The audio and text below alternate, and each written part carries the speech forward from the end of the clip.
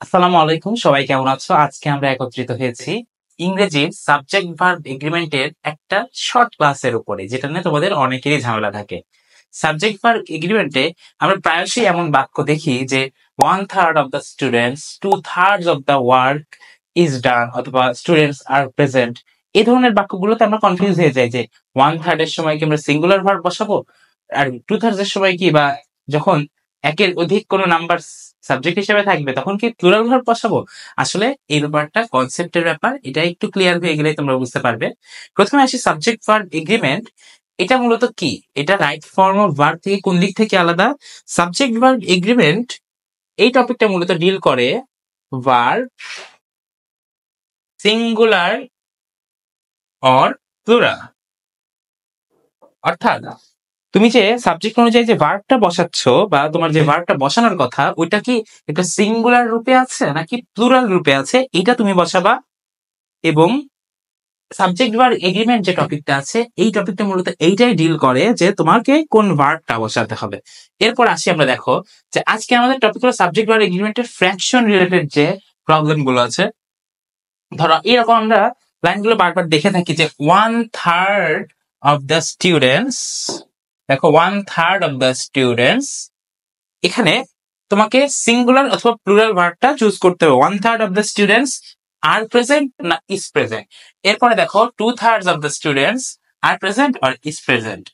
এরপরে আরো কনফিউশন কিভাবে ক্রিয়েট হয়, এখানে স্টুডেন্টস ছিল, এখানে এটা প্লুরাল, ঠিক আছে, এখানে প্লুরাল। তোমাদের মনে হতে পারে যে এই সাইডটা 1/3, এই সাইডটা 2/3, ঠিক আছে।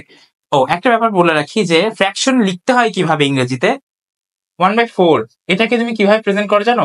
1/4, ঠিক আছে। বাট এখানে যদি জাস্ট 1 এর জায়গায় 2/4 হতো, ওইটাকে তোমাকে লিখতে হবে 2/4, ওকে। এটা মাথায় রাখবে একটু। এ বাদে কিন্তু কিছু না, এটা কিন্তু কোনো সিঙ্গুলার বা প্লুরাল কোনো ধারণা দিচ্ছে না তোমাকে। আমি একটা আরেকটা জিনিস দেখাই, কনফিউজ কই হওয়া তুমি। এখানে আবার এভাবে থাকতে পারে যে ধরো 1/3 অফ দ্য ওয়ার্ক ইজ ডান, এখানে তুমি ভাবতে পারো এখানে ওয়ার্ক তো সিঙ্গুলার, তাই না?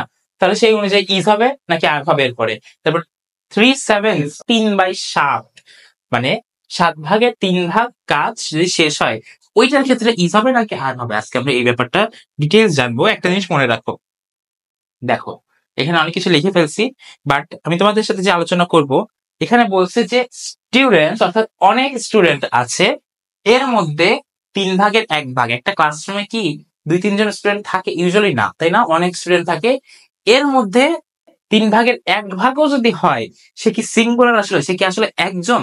সে কিন্তু আসলে একজন না, অর্থাৎ 1/3 অফ দ্য স্টুডেন্টস, এই ব্যাপারটা আসলে প্লুরাল, কারণ এখানে স্টুডেন্টস কথাটাই তো প্লুরাল। এর 1/3 হইলেও সেটা প্লুরালই থাকবে, অর্থাৎ 1/3 of the students are present, ঠিক আছে। তারপর 2/3 অফ দ্য স্টুডেন্টস, অর্থাৎ একটা জিনিস মনে রাখবা যে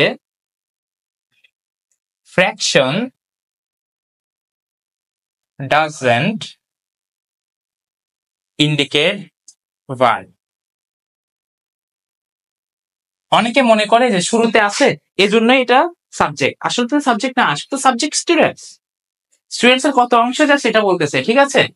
এখন দেখো fraction doesn't indicate verb, the subject does. 1/3 of the students, বাম পাশে যাই থাক, যে ফ্র্যাকশনই থাক, এটা আসলে কাজে দিবে না। এখানে প্লুরাল, তো এখানে প্লুরাল ভার্ব, ঠিক আছে। এই পরেরটাই দেখো, 1/3 অফ দ্য ওয়ার্ক, কাজ কিন্তু একটা, দা ওয়ার্ক, ঠিক আছে। আমরা নির্দিষ্ট সাবজেক্টের আগে এটা এটা কিন্তু সিঙ্গুলার।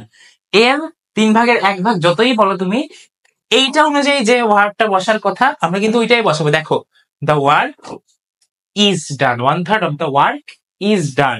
3/7 অফ দ্য, অর্থাৎ 3/7 বা 7/3 কাজ, এটার ক্ষেত্রে কি হবে? যতই এখানে দেখতে প্লুরাল প্লুরাল লাগলেও আসলে কি হবে? Is done. অর্থাৎ আমরা যে কনক্লুশনে আসতেছি যে 1/3 অফ দা, যদি ফ্লাওয়ার্স বলি তখন কি লিখবে? ফ্লাওয়ার্স আর, কারণ এই যে তোমরা দেখো যে ফ্লাওয়ার অনুযায়ী এখানে ফ্লাওয়ার্স অনুযায়ী কি বসার কথা, আর বসার কথা, তুমি ওইটাই বসাই দিবা।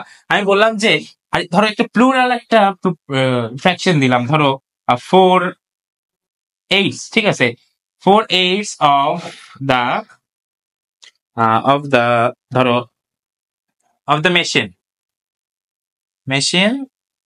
এর সাথে কি দিবা is, ওকে, কারণ দা মেশিন এই জিনিসটা সিঙ্গুলার।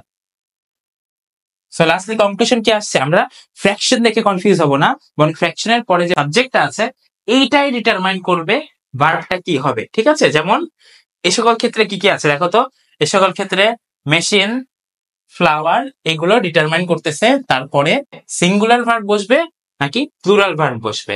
ধন্যবাদ সবাইকে। সাবজেক্ট ভার্ব এগ্রিমেন্টের উপরে ইনশাআল্লাহ প্রতিটা টপিকের উপরে ক্লাস আসবে, তোমরা প্রস্তুত থাকো এবং আমাদের ইউটিউব চ্যানেল অবশ্যই সাবস্ক্রাইব করে রেখো এবং আমাদের ফেসবুক পেজে একটা ফলো দিয়ে দিও। ধন্যবাদ সবাইকে, আবার দেখা হবে।